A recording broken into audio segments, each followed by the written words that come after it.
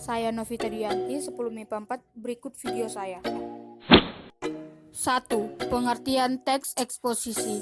Teks eksposisi adalah teks yang berisi paragraf atau karangan yang di dalamnya terkandung sejumlah pengetahuan yang disajikan secara singkat, padat, akurat, serta mudah dipahami. Ciri-ciri teks eksposisi. Yang pertama, menjelaskan tentang suatu hal, informasi atau pengetahuan.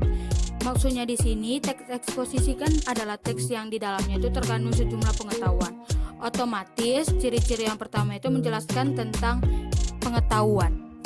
Yang kedua, gaya informasi bersifat mengajak. Maksudnya adalah informasi pada teks eksposisi mengajak pembaca untuk melakukan sesuatu. Biasanya ini terdapat pada struktur rekomendasi ataupun kesimpulan. Yang ketiga, menggunakan bahasa baku dan disampaikan secara lugas. Maksudnya di sini adalah bahasa baku. Bahasa baku adalah bahasa yang digunakan dalam KBBI.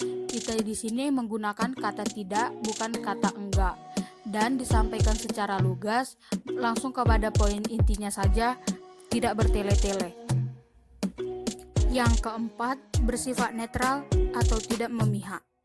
Yang kelima, fakta dipakai sebagai alat penguat terhadap argumen. Maksudnya di sini adalah jika ada seseorang yang tidak setuju dengan teks eksposisi yang kita buat, kita dapat menggunakan fakta yang kita dapat cari di internet ataupun majalah. Yang ketiga adalah struktur teks eksposisi. Strukturnya dapat kita singkat menjadi juteare.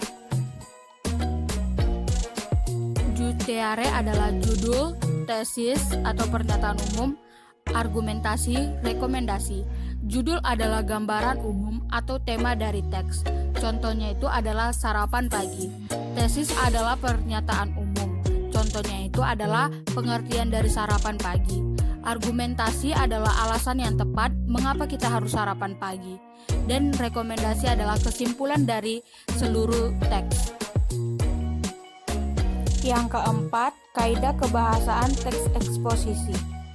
Yang pertama, menggunakan pronomina atau kata ganti. Menggunakan konjungsi, subordinatif, dan koordinatif. Selanjutnya, menggunakan kata yang merujuk pada kamus. Yang kelima, langkah-langkah menyusun teks eksposisi. Yang pertama adalah menentukan tema.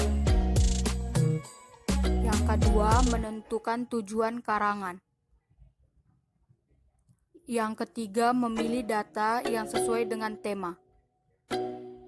Yang keempat, membuat kerangka karangan. Dan yang terakhir, mengembangkan kerangka menjadi karangan.